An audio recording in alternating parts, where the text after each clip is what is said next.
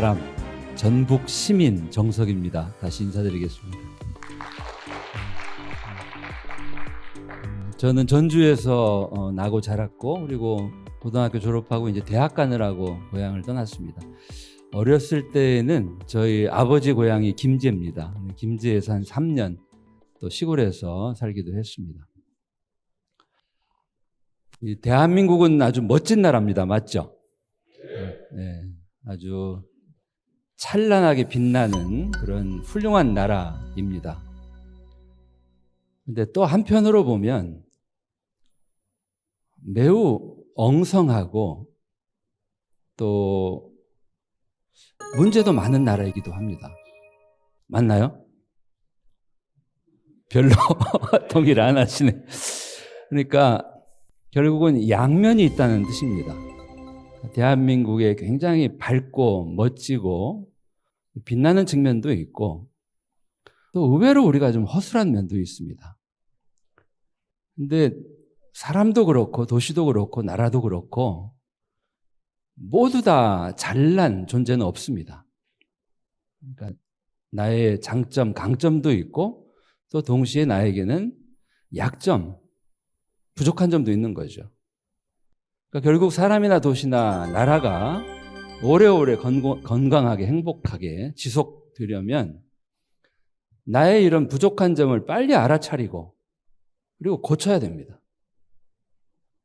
그렇다고 나의 강점까지 다 무시할 필요는 없죠. 나의 장점은 계속 살려나가고 지금 내가 갖고 있는 나의 취약한 점이 뭔지를 정확하게 알아보고 때를 늦추지 말고 적기에 고치면 됩니다.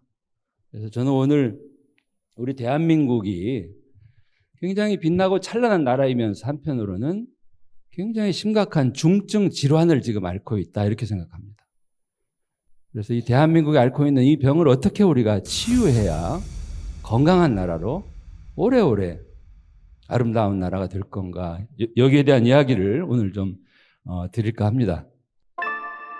대한민국의 오늘 제가 쓴 책의 5장에서 이런 얘기를 독자들께 하고 싶었습니다. 대한민국은 세계 역사상 아주 유례가 없게 세계 역사에서 가장 드물게 빠른 속도로 가난한 나라에서 선진국으로 우뚝 선 나라입니다. 맞죠?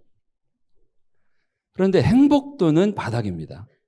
어린아이들도 청소년들도 청년들도 또 중장년들도 그러니까 선진국은 선진국인데 행복하지 않은 선진국 대한민국입니다. 왜 그럴까?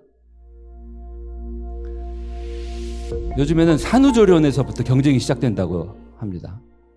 그러니까 2주 산후조리원 비용이 2,500만 원씩 하는 데에서 아이를 막 낳은 엄마들이 모여서 우리 아이를 어떻게 하면 의대를 보낼까? 그때부터 커뮤니티가 만들어지고 정보를 교환하고 대한민국에서 가장 아픈 사람은 부모다 이런 책이 있죠. 자식들을 어려서부터 무한 경쟁으로 내몹니다. 그러니까 대한민국에 어쩌면 가장 지금 아픈 환자들이 우리 부모들이라는 뜻이기도 하겠죠. 대한민국의 부동산은 정상입니까? 한 평에 막 억대라고 하는 이 아파트 값이 정상일까? 물론 세계 어느 나라 어느 도시나 정말 부자들이 사는 아주 제한된 이 부촌은 있습니다. 근데 우리는 지금 서울 강남부터 시작해서 쫙 이 아파트 값이 줄을 섰죠. 이런 아파트를 우리 자식들이 돈을 벌어서 살 수가 없죠. 그죠? 이런 게 계속 지속이 되고 있고 그리고 제가 오늘 가장 드리고 싶은 얘기는 이대로 대한민국의 뿌리인 우리 지역들이 이대로 소멸되어도 상관없을까? 이 자리에 계신 분들은 이 지역을 지키고 계신 분들이니까 정말 훌륭한 분들이에요. 근데 저는 서울 수도권에 계시는 분들에게 묻고 싶은 거예요. 당신들 고향이 다 지방일 텐데 대부분. 우리들의 고향에 추석에 가보면 70, 80, 90 먹은 어르신들만 지금 살고 계시는데 이대로 두면 20년, 30년 뒤에 우리 고향은 인구가 제로가 된다. 그래도 상관없냐? 제가 가장 묻고 싶은 얘기가 이겁니다. 이게 지금 우리들의 문제다. 제가 62년생입니다. 호랑이띠. 그렇게 보이세요? 액면은 조금 젊어 보이죠? 작년에 환갑을 보냈고, 저희 세대들이 태어날 때는 한 해에 100만 명이 태어났어요. 그런데 점점 줄었죠. 왜냐하면 국가가 강력하게 가족 교육을 했어요. 뭐 구별하지 말고 둘만 낳자, 둘도 많다, 하나만 낳자. 생각 없이 낳다 보면 거짓골을 못 면한다. 이런 게 이제 국가가 국민들을 계몽했던 표어였죠. 그래서 40만 대가 깨지고 30만 대가 깨지고 지금 20만 명대. 그리고 합계 출산율이 0.7, 0.6 이런 합계 출산율은 전 세계에 없습니다. 근데 문제는 이게 회복이 대단히 어렵다는 거죠. 한번 이렇게 내려가면. 이게 지금 우리의 문제다. 대한민국이 지금 이렇게 맞닥뜨리고 있는 위기가 많습니다. 그중에 가장 지금 본질적이고 가장 핵심 위기는 인구 위기예요. 근데 제가 드리고 싶은 얘기 이런 겁니다. 인구의 감소보다도 더 심각한 문제는 쏠림에 있다. 인구가 줄어요, 지금 계속. 그런데 그렇게 줄어드는 인구가 한쪽으로 쏠리고 있다. 이를테면 수도권이죠. 수도권 인구는 지금 계속 늘고 있는데 이렇게 줄어드는 인구가 한쪽으로 쏠리는 이게 2중 3중의 이 악순환이다. 이게 제 판단입니다. 여러분들도 아마 공감하실 거예요. 이 대한민국에서 인구를 강력하게 빨아들이는 블랙홀이 3개가 있습니다. 첫째는 수도권이고, 둘째는 수도권 비수도권 가릴 것 없이 대도시고, 셋째 이놈이 제일 고약합니다. 인구를 사정없이 빨아들이는 게 바로 신도시입니다. 맞습니까? 수도권의 신도시도 인구를 엄청 빨아갔고 우리 비수도권 지역의 신도시도 인구를 빨아가요, 계속. 이것이 문제다. 이 문제를 풀어야 한다. 70년대 중반 서울, 경기, 인천 수도권에는 전체 국민의 3분의 1이 못 되는 인구가 살았습니다. 수도권 면적은 우리 남한 국토 면적의 11.8%예요. 그러니까 10% 조금 더 되는 작은 땅에 70년대에는 3분의 1이 살았는데 점점 수도권 인구가 늘어서 2019년 하반기인가요? 과반 50%를 넘어섰고 계속 늘고 있습니다. 사람들은, 특히 청년들은 수도권으로 몰려오죠. 수도권은 사람들이 계속해서 몰려오니까 부동산 가격이 올라가고 경쟁은 갈수록 심해지고 살기는 힘들어지고, 비수도권 지역은 사람을 계속해서 뺏기니까 소멸 직전이고, 그러니까 양쪽 다 문제인 이 악순환이 계속되는 겁니다. 합계 출산율은 비수도권 지역, 농사노촌 지역이 훨씬 높아요. 서울이나 수도권 지역은 낮아요. 젊은 사람들이 서울에 와서 사는 게 각박하니까 아이를 안 낳습니다. 합계 출산율이 높던 비수도권 지역은 아이를 낳을 청년들을 다 뺏기고 나서 아이를 낳고 싶어도 낳을 수가 없는 이 악순환이 반복되고 있는 게 지금 우리 문제의 핵심이다. 제가 고등학교 때 이렇게 굉장히 감동하면서 읽었던 동화입니다. 만화죠. 트리나 폴러스가 썼던 꽃들에게 희망을. 애벌레들이 우르르 몰려갑니다. 너 어디 가니? 물어봐도 묻지 말고 빨리 따라와. 빨리빨리. 그리고는 답을 쌓아요. 빨리 올라가려고 막 집 밖으로 올라갑니다. 이 행렬에서 벗어난 게 노랑애벌레죠. 노랑애벌레는 고치를 짓고 나비가 됩니다. 호랑애벌레도 같이 가자고 했는데 호랑애벌레는 막 올라가죠. 나비가 된 노랑애벌레가 저 탑의 꼭대기까지 올라온 호랑애벌레와 만나죠. 그때 호랑애벌레도 깨닫는 거죠. 애벌레의 존재의 이유는 나비가 되는 거죠. 탑을 쌓는 게 아니라. 나비가 되어야 자아도 실현하고 꽃들도 나비가 있어야 꽃을 피우고 열매를 맺죠. 이 동화가 딱 지금 우리 대한민국의 현실을 오래전에 예측하고 쓴 동화라는 생각이 저는 듭니다. 이런 문제들은 왜 벌어졌을까? 원인 진단이 중요하죠. 저는 두 가지라고 봐요. 대한민국이 눈부신 성장을 했던 개발 시대에 이미 우리가 이 병을 갖게 됐다. 너무나 빨리 성장해서 얻은 성장통일 수 있고, 오로지 개발만 외쳐댔던 개발병일 수 있습니다. 경축 우리 아파트 단지 안전진단 불합격, 현수막이 내걸린 거 보신 적 있죠? 처음에는 불합격이라고 했다가 그게 너무 거시기 했는지 안전진단 통과라고 나중에는 바꿔요. 자, 이게 무슨 의미입니까? 우리 아파트가 안전진단에 불합격을 받아야 재건축을 할 수 있다는 뜻이죠. 그런데 내 동네가 안전하지 않다는 판정을 받은 거를 속으로나 좋아하지 뭐 한다고 현수막을 걸어서 자랑을 합니까? 이게 우리가 개발병 환자라고 하는 것을 스스로 드러내는 것이죠. 대한민국 개발 시대는 60년대부터 최근까지 줄기차게 이어져 왔습니다.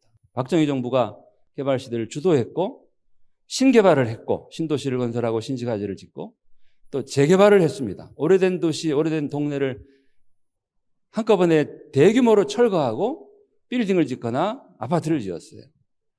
우리는 이게 너무나 당연한 것, 그리고 어쩌면 좋은 것처럼 생각하지만 한번 생각해 보십시오. 여러분, 오래된 역사를 가진 유럽 도시들이 오래된 동네를 대규모로 철거하고 아파트를 짓습니까? 미국이 한때는 했습니다. 지금은 안 해요. 근데 우리는 계속합니다. 이런 식으로 재개발, 재건축, 뉴타운 이렇게 오래된 동네를 한꺼번에 송두리째 철거하고 전혀 새로운 동네로 만드는 나라는 지구상에 중국하고 우리나라하고 중동 몇몇 나라밖에 없습니다. 우리는 이거를 당연시 여기는 거죠. 대한민국 개발 시대를 보여주는 그래프입니다. 이 네모난 주황색 표시가 1인당 국민소득이에요. 50년대 중반 대한민국 1인당 국민소득은 100달러가 안 됐어요. 가장 가난했던 나라입니다. 제가 중학생이었던 70년대, 지금도 기억이 생생해요. 다가오는 80년대 대한민국이 기필코 이루어야 될 꿈이 두 개가 있었습니다. 첫째는 1인당 국민소득 몇 불? 1000불 시대. 그죠? 그 다음에 수출 100억 불. 그죠? 그 꿈을 80년대에 달성했고, 15년 뒤인 95년에는 10,000불 시대를 열었고, 그리고 20,000불, 30,000불. 정말 경제가 로켓가 하늘로 치솟듯이 수직 상승해서 대한민국은 선진국이 됐어요. 부자 나라가 됐죠. 도시화도 엄청 빨리 됐습니다. 저 파란색 그래프는 서울 인구 그래프예요. 50년대 중반 서울은 157만 명이 살았던 도시였는데 15년 뒤 70년에는 500만을 넘어섰고 20년 뒤 90년에는 1000만을 넘어섰습니다. 이렇게 도시화가 급격하게, 서양 학자들은 영어로 explosive growth라고 표현을 해요. 마치 폭탄이 펑 터지듯이 도시가 커졌다. 이게 대한민국의 개발 시대였습니다. 그런데 전 세계 모든 나라가 다 이런 방식으로 개발 시대를 지내오지는 않았습니다. 대한민국 개발 시대가 조금 독특했어요. 우리 박정희 정부는 빨리빨리 속도를 강조했습니다. 우리가 빨리 가난에서 벗어나야 된다. 그리고 과정보다는 결과를 중시했습니다. 성과를 중시했습니다. 그리고 개발 시대를 관통했던 철학이라고 할까요? 전략이라고 할까요? 이게 바로 성장 거점 개발론입니다. 국토를 골고루 차근차근 키우는 게 아니라 성장의 거점을 집중적으로 키우겠다. 쉽게 표현하면 큰 놈을 키우겠다.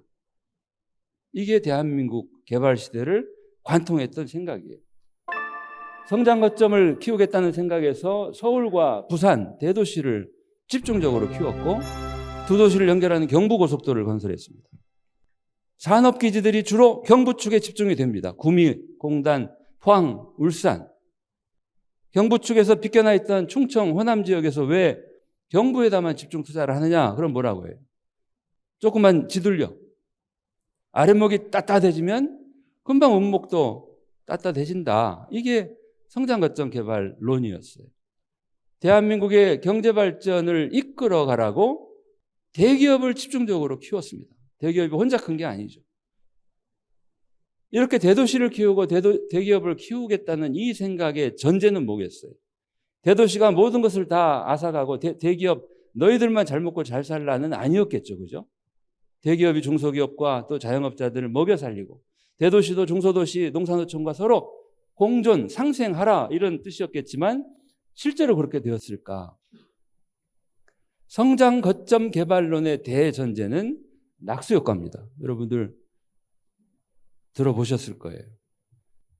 와인잔을 이렇게 3층으로 쌓아서 맨 윗잔에 포도주를 가득 부으면 흘러넘쳐서 아랫잔이 채워집니다. 아랫잔들이 채워지면 다시 흘러넘쳐서 맨 밑에 잔도 채워져요. 결국 시간 문제예요. 그런데 실제로는 낙수는 일어나지 않았어요. 일어나도 미미했어요. 맨 윗잔이 채워질만 하면 더 큰 잔으로 바꾸고 더 큰 잔으로 바꾸고 아래까지 흘러내리지 않아서 결국 대한민국은 총량적으로 성장 발전해서 선진국이 되었을지 모르지만 극심한 편중과 불균형과 격차로 지금 우리가 중병을 앓고 있다. 이게 저의 판단입니다. 그래서 클럼을 키우겠다라고 하는 이 생각을 이제는 버려야 한다. 폐기해야 하라. 결국 해법은 뭘까? 저는 대한민국의 로컬, 제가 영어로 로컬이라고 표현하는 이 단어의 의미는 첫째는 수도권이 아닌 비수도권 지역, 둘째는 대도시가 아닌 중소도시 지역, 셋째는 신도시가 아닌 원도심 지역, 그리고 마지막 네 번째는 도시 지역이 아닌 농산촌 시골 지역을 로컬이라고 저는 부릅니다. 이 로컬이 살아나는 것 말고는 답이 없다, 이런 생각을 가졌고 재작년 2021년에 1년 연구년 기회를 얻었습니다. 안식년이라고도 하죠. 대학 교수가 수업을 하지 않아도 되는 1년이었기 때문에 저는 1년 동안 대한민국의 로컬을 쭉 돌았습니다.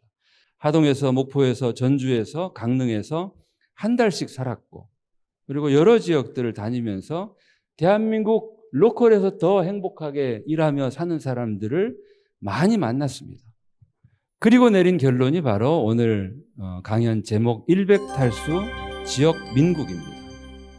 대한민국 치유의 길은 100탈수, 1년에 100만 명씩 탈수도권을 해서 이 사람들이 뿔뿔이 흩어지지 말고 같은 마음을 가진 사람들이 한 곳에 모여서 진정한 작은 나라를 만들자, 민국을 만들자, 이겁니다.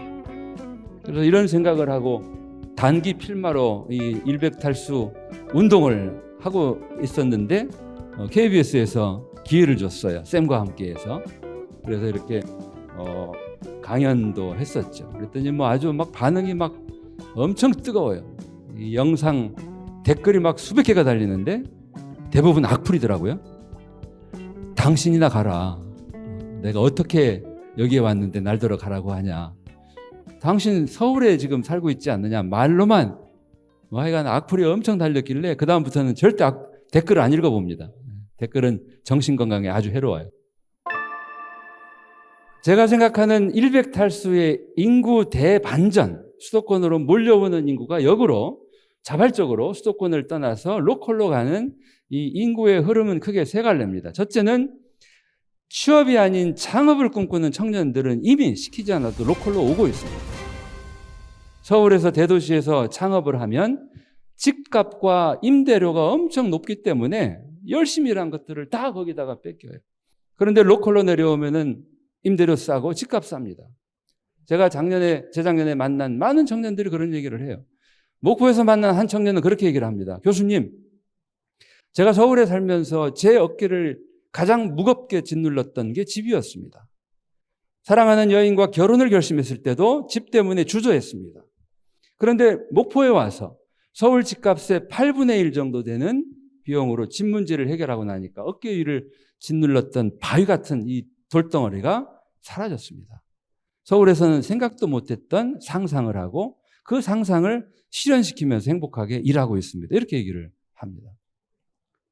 두 번째 인구 흐름은 제 또래들이에요. 베이비 부모들. 특히 로컬에서 나고 자라고 저처럼 공부하기 위해서 또는 직장 생활을 하기 위해서 서울 수도권으로 왔다가 이제 정년 은퇴한 중장년들이 남은 여생을 굳이 서울 수도권의 대도시에 있지 말고 로컬로 가자. 그래서 우리들의 남은 여생을 더 행복하게, 더 우아한 조연으로 살자. 로컬에 가면 할 일이 많다. 그리고 어쩌면 우리 중장년들이 스테이지 같은 이 수도권을 떠나는 것만으로도 우리 자식 세대들, 청년 세대들의 경쟁은 덜해질 것이다. 어쩌면 저희 세대들은 산업화, 민주화 정말 많은 고생을 한 점도 훌륭한 점도 많지만 반성해야 됩니다. 저는 회개해야 된다고 생각해요. 저를 포함해서. 우리가 어떤 세상을 만들었길래 우리 자식 세대들이 연애도 못하고 결혼도 안 하고 아이는 더더욱 안 낳겠다라고 하는 이렇게 생각하는 세상을 만들었을까? 이거는 우리들 책임이다. 우리는 죽기 전에 자식 세대들에게 회개하고 참여해야 되고 그런 회개와 참여의 가장 첫 번째 실천 행동은 수도권을 떠나는 거다. 이렇게 저는 이 어린 연사 목 놓아 외치고 있습니다. 우리 또래들이 공감해 주기를 기대하면서. 그리고 세 번째 흐름은 우리 아이들을 좀 더 좋은 환경에서 키우고 싶은 학부모들의 로컬 유학입니다. 이 흐름도 많이 있죠. 일백탈수가 대한민국 치유의 시작이라면 그 치유의 완성은 지역 민국에 있습니다. 대한민국이 앓고 있는 또 하나의 중증 질환이 저는 정치라고 생각합니다. 대한민국은 거대 양당 두 당이 사실상 모든 것을 다 지배하고 있습니다. 맞죠?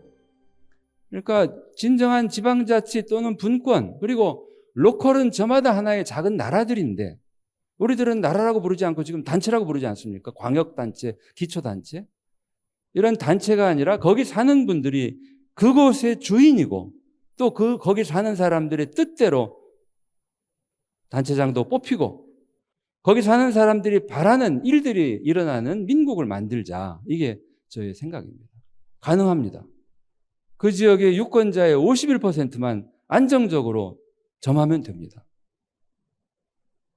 저는 지금 4년 뒤에 정년하면 어디로 올까 고민 중이에요. 진안으로 가볼까 이런 생각도 합니다. 진안이 지금 인구가 2만 한 4천 정도 되나요? 그런데 제가 만약에 진안군에 온다면 혼자 안 오고 싶어요. 한 1,000명쯤, 2,000명쯤 데리고 오고 싶어요. 진안에 우리가 꿈꾸는 나라를 한번 만들어보자. 이런 생각을 가진 사람들이 그렇게 함께 많이 온다면 그런 생각을 가진 사람들이 절반 이상을 안정적으로 점한다면 진안은 민국이 될 수 있다. 인구를 바라보는 지금 지방소멸 이 문제를 잘 풀기 위해서는 관점을 좀 바꿀 필요가 있습니다. 지금 인구의 수에 연연하는 것은 의미 없습니다. 인구는 지금 줄 수밖에 없습니다.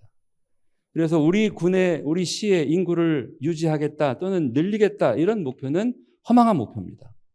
인재로 보자. 이게 제 생각입니다. 그리고 인재를 생각할 때 가장 먼저 볼 것은 멀리 있는 산토끼가 아니라 지금 이곳에 있는 집토끼.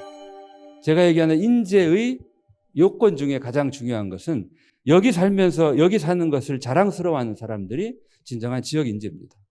그래서 집토끼를 예우하고 산토끼를 초대하고. 두 번째는 앉아 기다리지 말고 버선발로 튀어나가서 마중하자. 저희가 올해 경상북도 인구 감소 연구 프로젝트를 최근에 완료했습니다. 저희가 경상북도에 건의했습니다. 서울에 경북 인구 마중센터를 만들려고 경북이 지금 할 겁니다. 직접 가서 초대하는 게 맞다. 세 번째는 연결이죠. 저는 우리 작은 시군들이 따로따로 각자 도생에서는 희망이 없다. 그래서 이런 생각을 가지고 사람들이 지역으로 오는 단계에 맞게 5가지 핵심적인 일들을 충실하게 준비하고 초대하자. 첫째는 일자리, 두 번째는 살자리, 세 번째는 교통망, 그리고 네 번째는 관계망, 그리고 마지막으로는 행정의 혁신입니다. 이 5가지가 대한민국의 로컬을 좀 더 건강하게 키우는 5대 영양소라고 저는 생각을 합니다. 하나씩 말씀드리겠습니다. 첫째는 일자리죠. 일자리는 옛날 같으면 대기업 유치 또는 공장 신설인데 다양한 스펙트럼 일자리가 있습니다. 요즘 청년 세대들은 취업보다 어쩌면 프리랜서를 더 선호하고 또 창업도 더 많이 꿈꾸죠. 경상북도가 도시청년을 경북 시골에 초대하는 도시청년 시골 파견제를 2017년부터 했고 많은 청년들이 경북에 내려와서 창업을 합니다. 리플레이스 팀 청년 5명이 비어있던 한옥을 개조해서 카페, 스테이로 활용했고 양조장 건물도 고쳐서 아주 멋진 사업을 성공시켰고 이 청년들은 지금 영양에 또 광주에도 이런 사업을 계속 늘려가고 있습니다. 경북이 지원해 준 기간은 딱 2년이에요. 2년 뒤엔 독립한 거죠. 잘하고 있습니다. 제가 경북의 시골 지역에 내려와서 창업한 여러 청년들을 또 만나서 인터뷰한 영상들도 많이 유튜브에 올려놨습니다. 서울시도 서울 청년들이 지방에 내려가서 창업하는 것을 지원해주는 지원해주는 넥스트 로컬 사업을 합니다. 굉장히 치밀하게 지원해주죠. 이 로컬 창업의 굉장히 모범적인 사례가 일본 도쿠시마현 가미야마입니다. 30년 동안 긴 기간 동안에 노력한 성과입니다. 몇 가지만 얘기 드리면 초창기에는 예술가들을 이 산골로 초대했어요. 인구가 6천 명 정도 되는 작은 소도시입니다.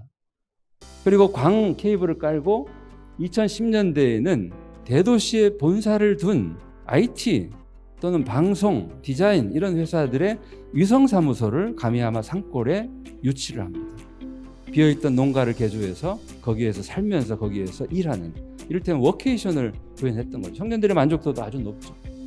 그리고 외지에서 이 지역에 들어와서 적응하고 살 수 있도록 충실하게 지원해주는 가미야마 주쿠, 주쿠라고 하는 말은 정경숙 할 때 그 숙자입니다. 학교란 뜻이죠. 그리고 많은 창업이 이 가미야마 산골 지역에서 일어납니다. 이태리 수제 구두 가게도 문을 열고, 그리고 가장 놀라운 성취는 올해 초 4월에 이 가미야마 산골에 고등학교 3년, 전문대 2년, 5년제 정규 학교가 문을 엽니다. 200명 정원이고 전엔 무상교육이에요. 학생들이 줄을 씁니다. 이 학교는 뭘 가르칠까요? 대입을 가르칠까요? 아닙니다.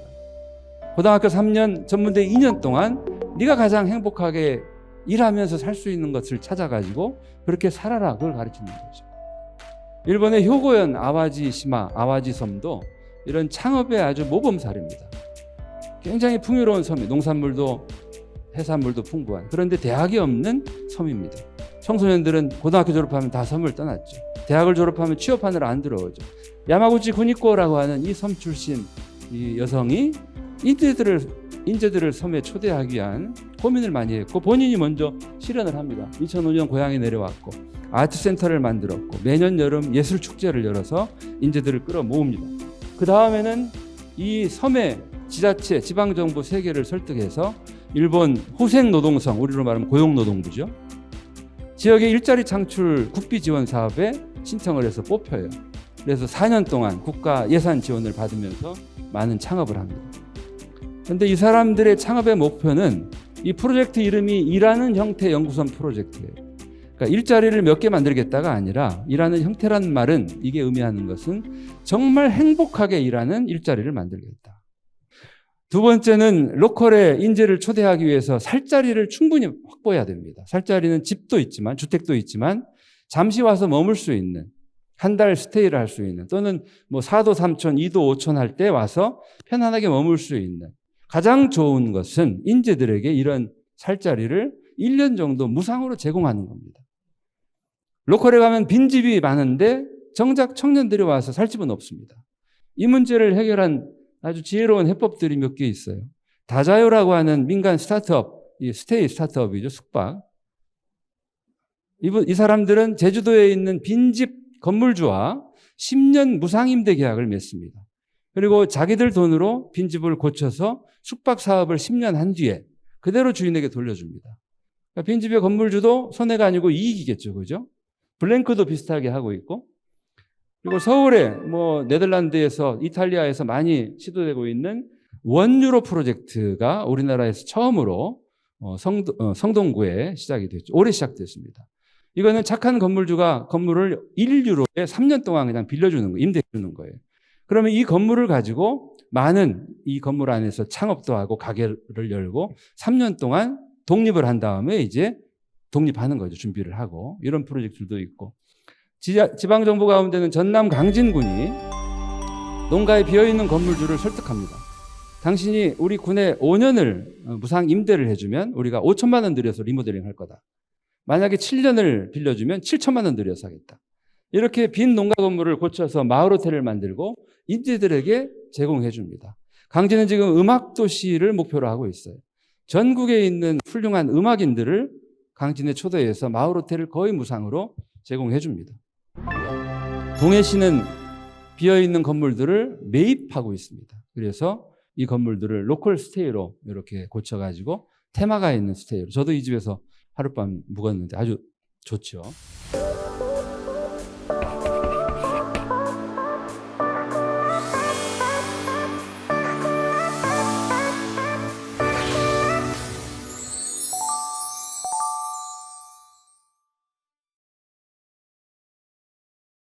또 하나 정말 제가 요즘에 가장 강력하게 지방정부 또는 국가에 제안하는 게 대한민국의 로컬의 가장 취약점 중에 하나가 이동입니다.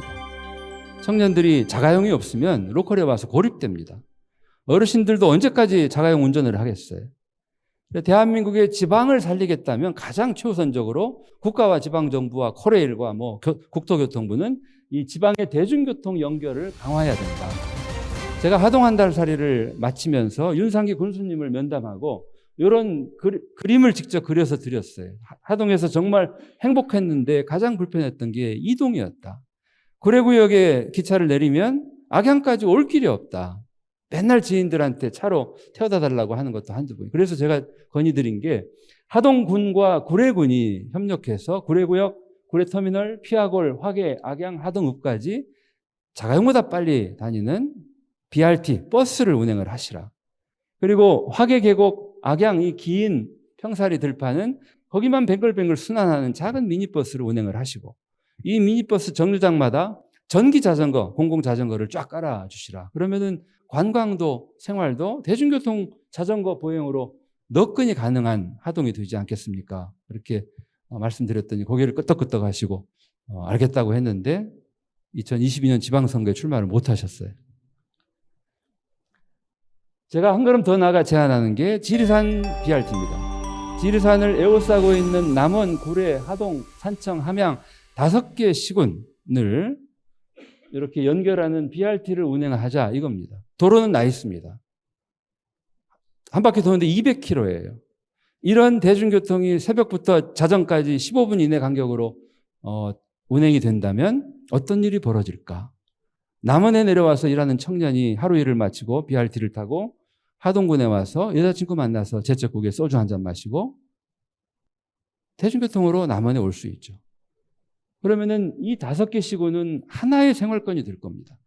요즘에 서울 메가시티 얘기하고 또 부울경 메가시티 이야기하는데 저는 메가시티 반대합니다. 메가시티의 궁극은 통합이에요. 수도권이 너무나 덩치가 크니까 비수도권도 통합해서 덩치를 키우자라는 생각은 쏠림의 문제를 결국 쏠림으로 풀겠다는 것과 다를 바 없습니다. 돈 많이 드는 통합하기 전에 연결부터 하자. 그래서 제가 주장하는 것은 소도시 연합입니다. 소도시들이 서로 연결되고 서로 연대하고 연합하면 훨씬 더 돈을 덜 들이고 일들을 할 수 있다 하는 거죠. 우리 전라북도도 다르지 않아요. 제가 전주 한 달 살이 하면서 군산에 평일 오후에 강의를 하러 가려고 시외버스, 고속버스를 검색을 해보니까 배차가 없어요, 낮 시간에. 지금도 없죠, 낮 시간에. 그래서 결국 자가용을 빌려서 다녀왔습니다. 왜 전주, 군산, 전주, 익산의 대중교통이 이렇게 불편하냐고 물으니까 제 친구 지역에 오래 있던 교수가 전주, 군산, 전주, 익산이 대중교통으로 원활하면 군산 인구 전주에 뺏기고 익산 인구 전주에 뺏기는 거 아니냐라고 반문을 하길래 제가 이게 말입니까 막걸리입니까 이렇게 했던 적이 있습니다. 그래서 제가 제안하는 게 전북 BRT입니다. 전라북도 14개 시군을 남북으로 동서로 또는 전주 바깥으로 이렇게 최단거리로 운행하는 대중교통을 조속히 만든다면 어떤 일이 벌어질 건가? 아마 저 완죽은 고산에서 부안까지 1시간 조금 더 걸리면 다닐 수 있지 않습니까? 그죠? 근데 지금은 자가용이 없으면 꿈도 못 꾸죠. 그죠? 그래서 이렇게 전라북도가 하나로 한 생활권을 연결한다면. 자, 이렇게 하면은 전주가 모든 것을 독점할까요? 저는 그렇게 생각하지 않습니다. 만약에 전주 임실이 대중교통이 불편하면 신혼부부들은 죽을 힘을 다해 직장이 전주라면 전주에 집을 구할 거예요.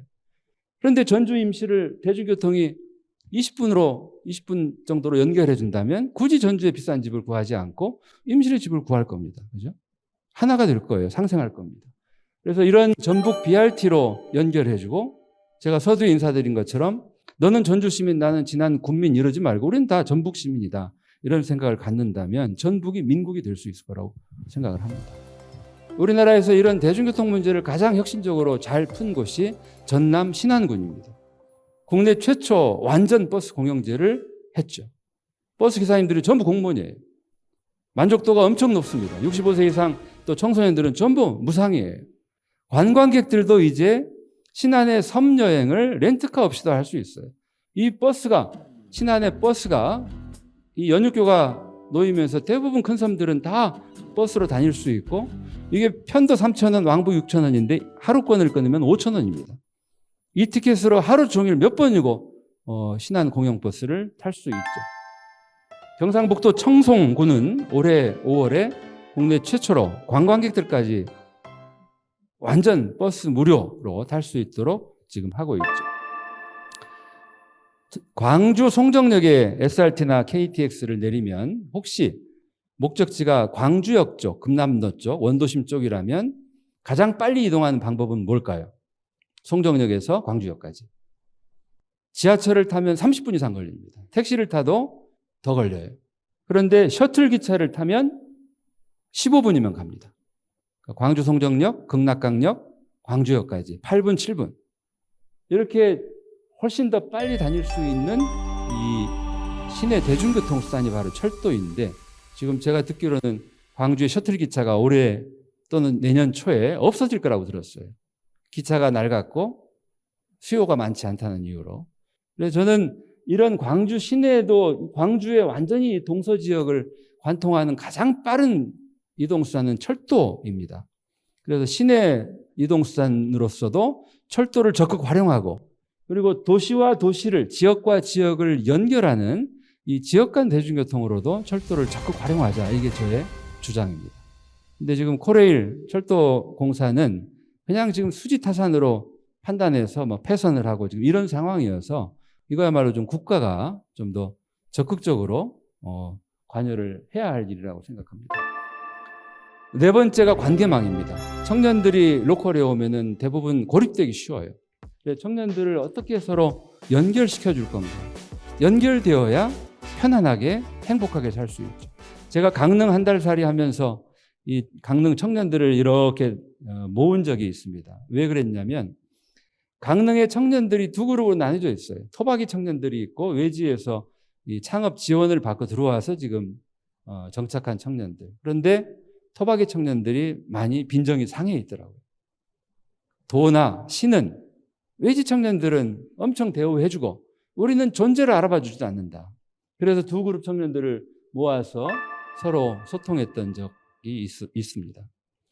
전라북도 지역에서 열심히 일하고 있는 청년들의 느슨한 네트워크가 있습니다. 이게 바로 전라북도 청년 모정입니다. 한 60, 70명 돼요. 이 청년들은 늘 서로 소통하고 있습니다. 제가 전주 한 달 살이하면서 청년들을 전주에 초대해가지고 청년들과 만난 적이 있죠. 제가 아주 깜짝 놀랐던 게 일본의 어느 언론사에서 대도시의 직장을 갖고 일하는 이 경력 여성들 100명에게 물어봤답니다. 당신은 계속 여기에서 살고 싶습니까? 아니면은 로컬로 옮겨가는 것을 원합니까? 90명이 로컬로 옮겨가는 걸 원한다고 답을 했대요. 놀랍죠? 저는 그렇게 해석을 합니다.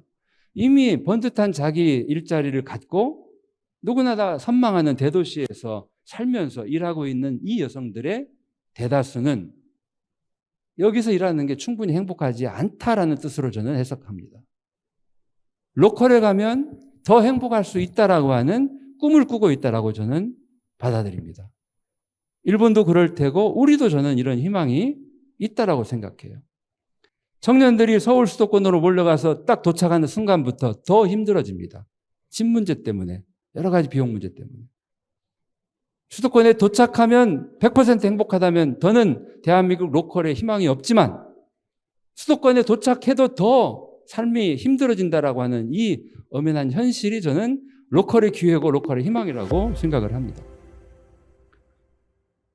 최근에 이 일본 지역들이, 우리는 이제 고향사랑 기부금 제도가 올해 시작됐고 일본은 고향 납세 제도가 2008년부터 지금까지 계속되고 있는데, 이 지역의 기부금을 받는 것에서 멈추지 않고 이것을 블록체인 기반의 NFT, 그 다음에 DAO라고 하죠. DAO, 탈중심, 요것과 연결 짓고 있습니다. 요걸 지금 우리 국내에서는 많이 하는 데가 없는데 여러분들 혹시 관련 분야 있다면 한번 생각해 보시기 바랍니다.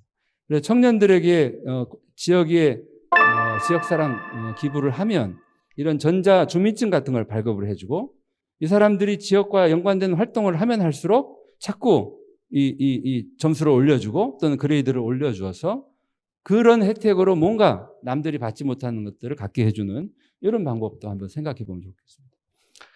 네, 오늘 제 이야기의 이제 마지막 이야기는 어쩌면 행정 이야기입니다.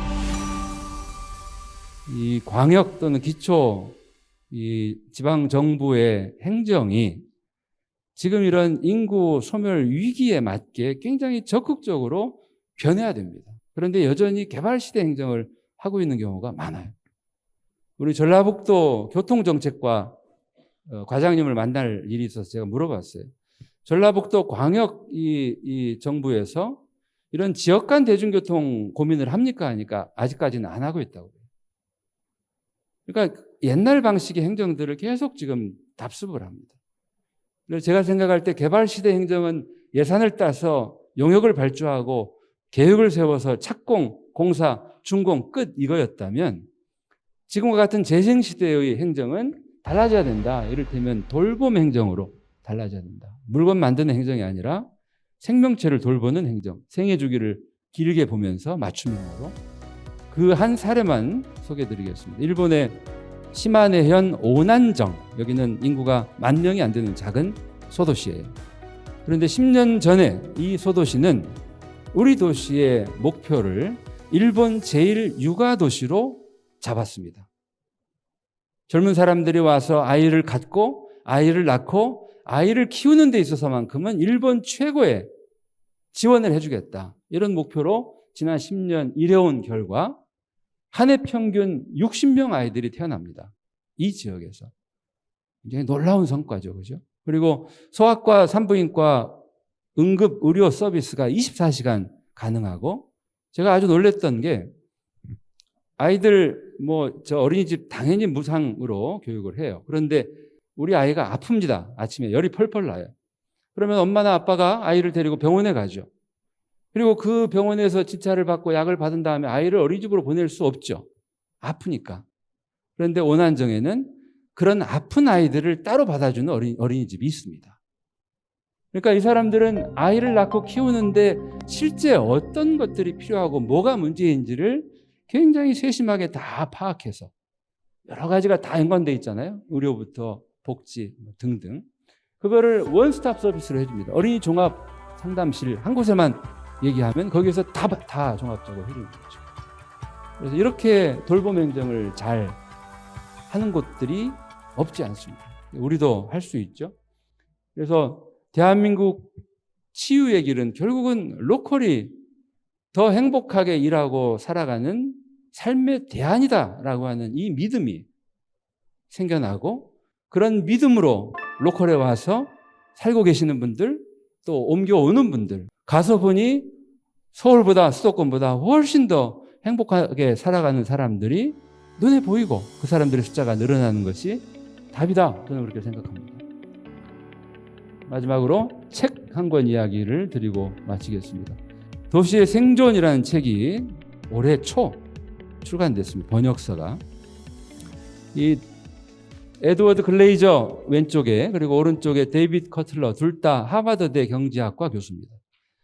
에드워드 글레이저는 도시의 승리라고 하는 아주 베스트셀러를 쓴 저자죠. 이 두 사람이 이 책을 쓰게 된 계기는 코비드-19입니다. 코로나. 인류 역사상 도시들은 늘 그때그때 위기에 직면합니다. 전염병 위기에 맞닥뜨리기도 하고 전쟁 또는 재해, 재난, 사고. 저자들의 질문은 이런 거예요. 이런 위기를 도시는 과연 잘 대응해서 이겨내고 있는가? 도시는 과연 오래오래 생존 가능할까? 저자들의 답은 낙관론입니다. 가능하다예요. 제가 이 책을 추천사를 써달라고 해서 쭉 읽고 제가 요약한 저자들의 메시지는 이겁니다. 위기에 직면하면 이기적이든 본래 이기적인 존재, 우리 공동체 구성원들이 이타심을 발휘하기 시작한다.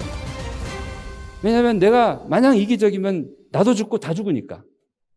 그래서 위기 앞에서 이타심을 발휘할 줄 아는 이 마음, 그러니까 이기심과 이타심이 균형 감각을 늘 갖고 있는 이것이 결국 도시를 이기에서 구해주고 도시를 영원히 지속시켜줄 것이다 라는 게 저자들의 주장으로 저는 받아들입니다. 그런데 문제는 우리한테 있는 거죠. 지금 우리는 어떤 것인가? 저는 대한민국이 가난했던 시절에도 대한민국 국민들 마음속에는 이기심과 이타심의 균형 감각이 잘 살아있었다고 생각해요.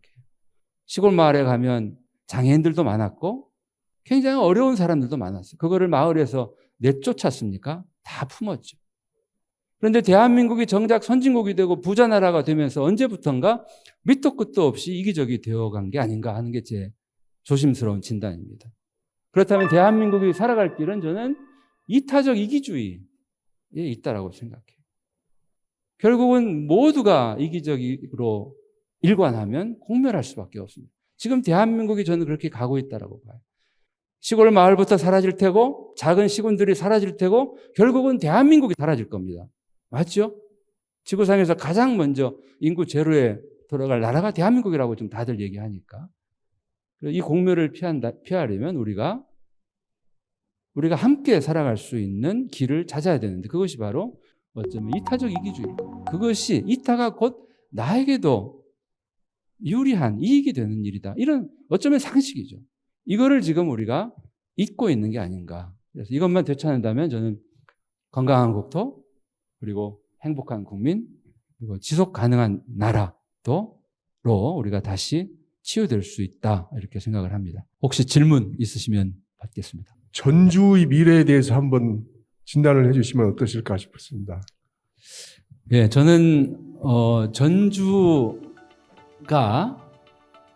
전라북도와 함께 그러니까 전주만 따로 얘기 드리고 싶지는 않습니다. 그러니까 전주는 어쨌든 전북의 제일 맏형이고 그리고 전주 완주 통합론도 계속 나오고 있고 그리고 뭐 이를테면 전주가 또 뭐 관광 거점 도시가 되었고 그래서 저는 전주와 전북이 함께 서로 상생하는 길을 찾으면 좋겠다. 첫째는 그겁니다.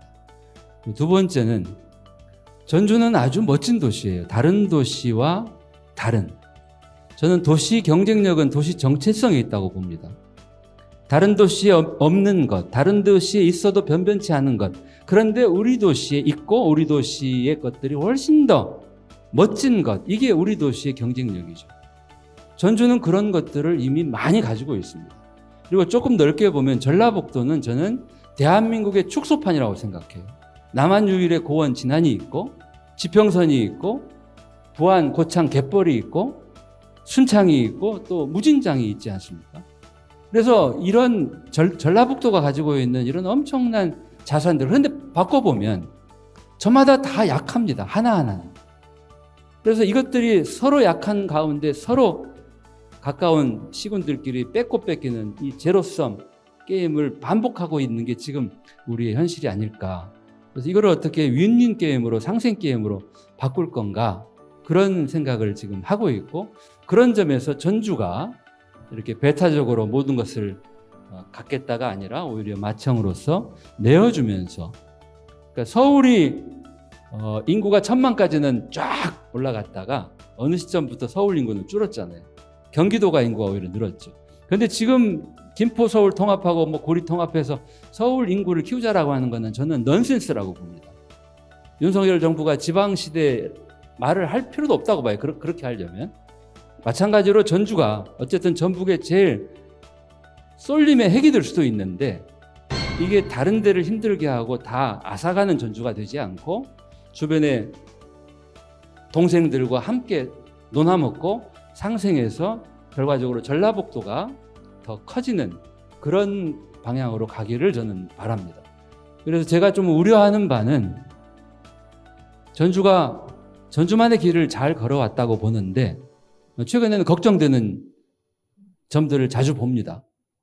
그러니까 전주가 가지고 있는 정체성이 아닌 다른 흔한 도시들이 갖고자 하는 경쟁력 전략으로 갈까 봐 걱정입니다. 결국은 사람도 우리 자녀들도 우리는 지금 마냥 경쟁시키고 시험 문제 잘 푸는 것만 가지고 아이들을 평가하는데 아이들은 저마다의 강점이 있습니다. 그 강점을 본인이 알고 그거를 살려서 그것으로 충분히 먹고 살 수 있게 해주는 게 아이들의 인생 설계라면 전주의 도시 설계는 다른 도시에 없는 전주만의 강점을 경쟁력으로 살리는 쪽으로 가야 되는데 그 전주의 정체성을 죽여가면서 다른 도시들 다 가는 길을 같이 따라가려고 하는 것은 저는 좋은 도시 설계는 아니다. 좋은 도시 전략은 아니다 그렇게 생각합니다. 그래서 우려도 하고 기대도 하고 걱정도 하고 마음이 복잡합니다. 대답이 됐을지 모르겠습니다.